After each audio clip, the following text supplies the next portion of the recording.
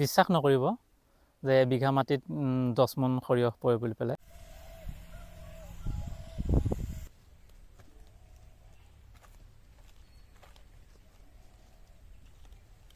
নমস্কাৰ, মোৰ নাম শ্ৰী হিতেশ ডেকা। মই মৰিগাঁও জিলাৰ ভুৰবন্ধাৰ বাসিন্দা হয়। আজি প্ৰায় 12-14 বছৰৰ পৰা কমাৰ্চিয়েলভাৱে শাক পাচলি খেতি কৰি আহিছোঁ।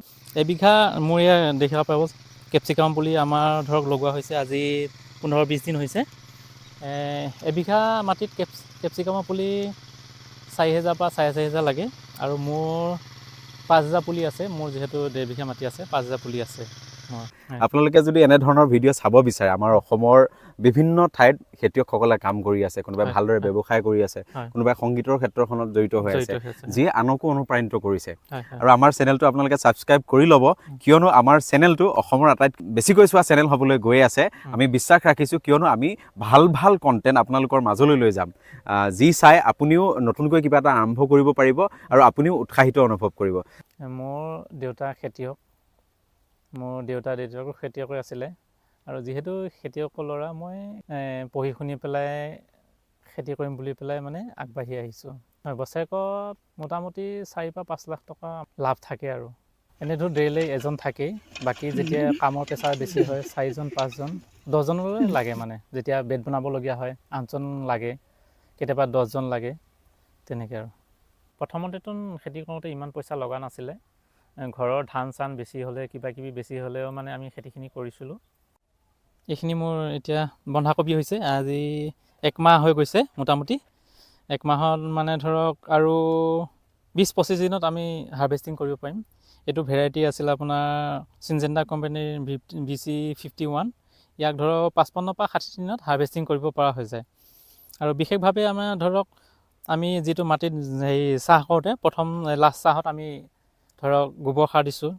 আৰু অফিচৰ পৰা যিহেতু মই কৈছিলোঁৱে যে কেঁচু সাৰ পাইছিলোঁ, কেঁচু সাৰো দিয়া আছে। আৰু সামান্য পৰিমাণে ধৰক মানে DAP অলপ বা পটাছ অলপ, সেইটো মানে শিপাৰৰ কাৰণে বা গ্ৰ'থটো আহিবৰ কাৰণে সেইটো দিব লগা হয়। সামান্য পৰিমাণে দিয়া আছে, বেছি দিয়া হোৱা নাই। আৰু নেক্সট মানে ধৰক আমাৰ যিটো পুলিটো আমাৰ গুৰিটো কুটি দিয়াৰ কাৰণে আমাৰ নিম অইল আমি ব্যৱহাৰ কৰোঁ। মানে জৈৱিকভাৱে যিটো মানে পাওঁ নিম অইল আমি ব্যৱহাৰ কৰি আহিছোঁ। আৰু যিটো মানে আপোনাৰ এয়া কি আছিলে, পুলিটো গ্ৰ'থ আহিবৰ কাৰণে অৰ্গেনিকভাৱে আমি অফিচৰ পৰা পাইছিলোঁ ধৰক NPK বুলি কয়, বায়' NPK, সেইটো আমি ব্যৱহাৰ কৰি আহিছোঁ। আৰু বজাৰ ক্ষেত্ৰত আমাৰ অসুবিধা হোৱা নাই এইবাৰ। আমাৰ যিটো আমাৰ দেখিছে গাৰ্ডেনৰ পৰা, আমাৰ বাগিচাখনৰ পৰা আমাৰ লৈ যায় কিছুমানে, আৰু কেতিয়াবা মানে আমাৰ গাড়ী পঠিয়াই দিয়ে, গাড়ীত আমি লোড কৰি পেলাই দিলেই হ'ল। আৰু পইচাটো সিহঁতে ধৰক অনলাইন পে'মেণ্ট কৰে বা ধৰক কেতিয়াবা গাড়ীতে কেছ দি পঠিয়ায়। সৰু সুৰা বেপাৰীবিলাকে ইয়াতো লৈ যায়। এনেকৈ আমি চলি আছোঁ। আৰু নেক্সট আমাৰ কবি উঠোৱাৰ পিছত আমাৰ ধৰক দেখা পাব আমি তিতা কেৰেলা লগাম। ইয়াৰ পিছত তিয়ঁহ আহিব, আমি বহাগত মানে এনেকুৱা ছিজনত তিয়ঁহ আহিব কবি উঠাৰ পিছত। তাৰপিছত জলকীয়া, তিতা কেৰেলা, আৰু হ'ল আপোনাৰ ইয়াৰ পিছত ভেন্দি আহিব। গোটেইখিনি মানে খেতি কৰি আছোঁ। যিহেতু আমাৰ বজাৰ ওচৰতে, মানে ধৰক কেতিয়াবা মই দিওঁ। আৰু বজাৰ ক্ষেত্ৰত মই অসুবিধা অকণো হোৱা নাই আজিলৈ। মানে ধৰক আৰু এইটো মোৰ আছে সেই কালাৰিং ফুলকবি, মানে এটা হালধীয়াও আছে আৰু হ'ল বেঙুনীয়া ফুলকবি আছে। আৰু আগতে মানে মানুহখিনিয়ে বুজি পোৱা নাছিলে এইটো কি কবি, মানে ৰং দিছে নেকি, কিবা নিচিনা নেকি বুলি ভাবিছিলে। কিন্তু পিছত মানুহখিনিয়ে বুজি পোৱা হৈছে যে এইটো মানে ধৰক ৰং দিয়া নাই, বনাইছে কোম্পেনীবিলাকে, মানে হালধীয়া আৰু বেঙুনীয়া বনাইছে। আগতে নাখাইছিলে মানুহ, এতিয়া মানে যথেষ্ট পৰিমাণে মানে ধৰক বিচৰা হৈছে। আৰু ধৰক 15-20 দিনত মানে এইটো মানে ছিগিব পৰা হ'ব। আৰু এইটো মানে বেছি সোনকালে নহয়, বস্তুটো মানে ঠাণ্ডাতহে হয়। বেছি সোনকালে লগালে মানে গছ হ'ব, কেতিয়াবা হেৰি নহ'ব, ফলটো নহ'ব, এনেকুৱা পৰ্যায় মানে পাইছোঁ। মই সৰিয়হ এবাৰ 3 বিঘা কৰিছোঁ। আগতে বেছি কৰিছিলোঁ। বিশ্বাস নকৰিব যে এবিঘা মাটিত 10 মোন সৰিয়হ পৰে বুলি পেলাই। মানে অবিশ্বাস্য। কিন্তু আমি 1 বিঘা মাটিত 10 মোন সৰিয়হ পেলাইছোঁ। আৰু বৰ্তমান দেখা পাবই সৰিয়হ কিমান আমাৰ হাইট হৈছে, এতিয়া গুটি আহিছে বৰ্তমান। আৰু 10 মোন হ'লে 1 বিঘা মাটিত 2700 টকা এতিয়া বৰ্তমান চলি আছে। যিহেতু 2700 টকা চলি আছে, 10 মোনত 27,000 হৈ আছে। আৰু খৰচ চাব গ'লে আমাৰ 5,000 টকা খৰচ হয় 1 বিঘাত। হালৰ পৰা, সাৰ পৰা, এনেকৈ মানে কাই কামলাৰ পৰা মানে 5,000 টকা খৰচ হয় আমাৰ। 5,000 টকা খৰচ হয় মোটামুটি ধৰক 22,000 টকা 1 বিঘা সৰিয়হত 20 পৰা 22,000 টকা মানে লাভ হয় 1 বিঘাত সৰিয়হত।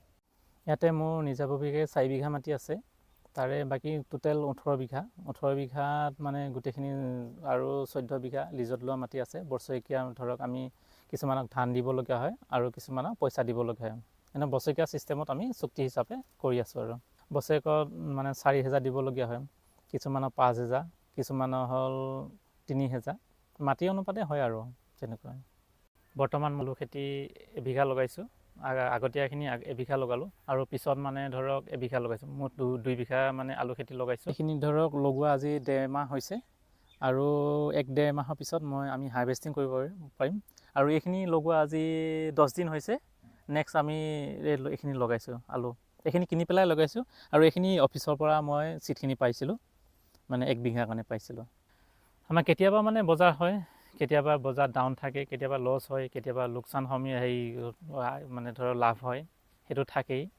যোৱা বছৰ ধৰক তৰমুজৰ খেতিত মই কোনোবাই বিশ্বাস নকৰিব, মানে 5 বিঘা তৰমুজত মোটামুটি 1.5-2 লাখ টকা মোৰ লছ হৈছে। লছ হোৱাৰ কাৰণ এইটোৱে হৈছে যে অভাৰ বৰষুণ হৈছে যোৱা বছৰ, সকলোৱে জানেই। বৰষুণৰ ফলত মই মানে বিক্ৰী কৰিব নোৱাৰিলোঁ। তাৰপিছত পথাৰতে তৰমুজবিলাক মানে গেলি গৈছে, পচি গৈছে আৰু ঘৰত নি পেলাই 3-4 গাড়ী থৈছিলোঁ, তাতো মানে ঘৰতো মানে গেলি গৈছে।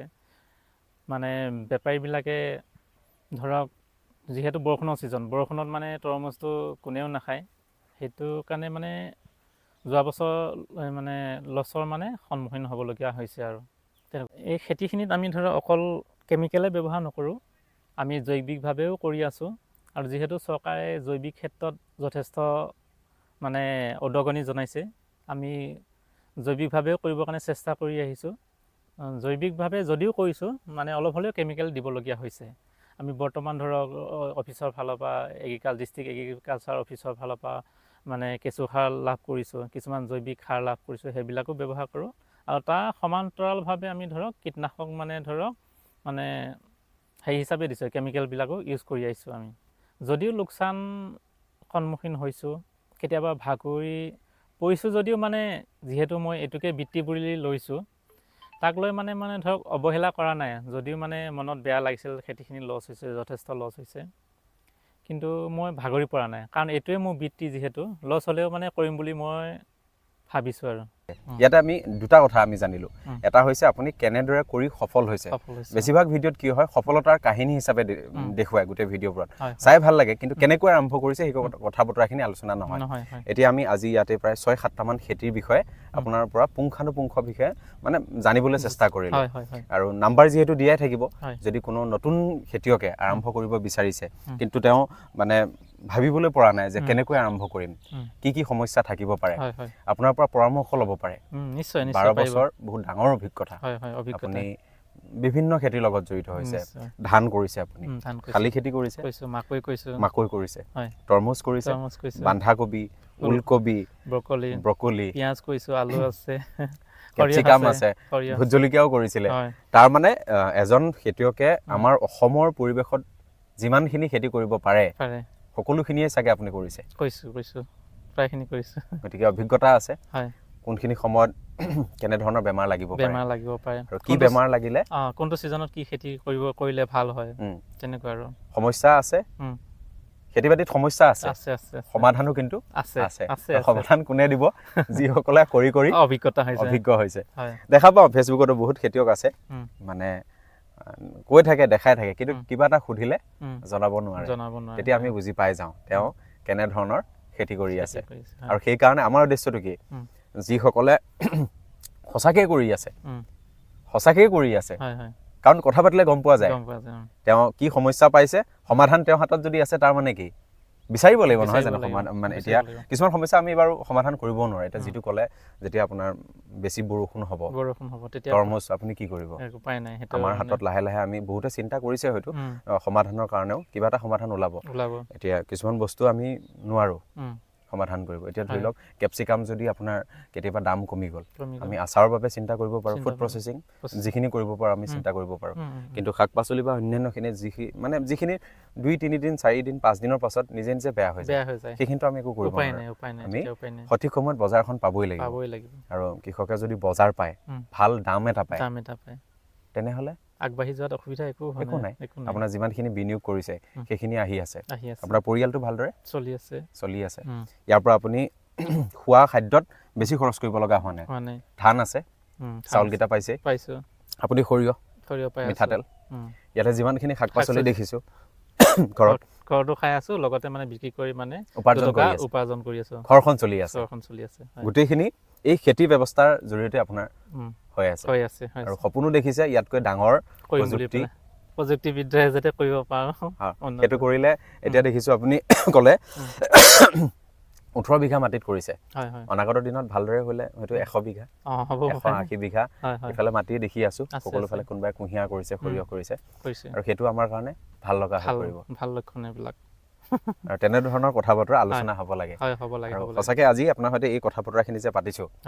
মানে ভাল লাগিছে কাৰণ আমি একেবাৰে হিচাপ নিকাচৰ পৰা গোটেই কথা বতৰাখিনি পাতিছোঁ আহক কিছুমান খেতিয়ক আহক কিছুমান নিবনুৱা আছে যে এনেই থাকে চাই যাওক তেখেতসকলকো মানে আহ্বান জনাইছোঁ মানে ভিডিঅ' চোৱাতকৈ যদি প্ৰেক্টিকেলি হ'ব মানে বেছি মনটো ভাল লাগে কৰিবৰ কাৰণে আগ্ৰহী হয় তেনেকুৱা আৰু আমাৰ উদ্দেশ্যটো সেইটোৱে আৰু সেই উদ্দেশ্যৰে আজি আমি ভিডিঅ'টো সামৰণি মাৰিছোঁ সকলোখিনি আমি যোগাযোগৰ নাম্বাৰ আপোনালোকক দি দিম স্ক্ৰীণত থাকিব আৰু কিবা অসুবিধা পালে আপুনি যোগাযোগ কৰিব পাৰে তেওঁ যিমানখিনি জানে তেওঁ অভিজ্ঞতাৰ পৰা যিখিনি শিকিছে সকলোখিনি আপোনালোকক শ্বেয়াৰ কৰিবলৈ ভাল পাম নিশ্চয় ঠিক আছে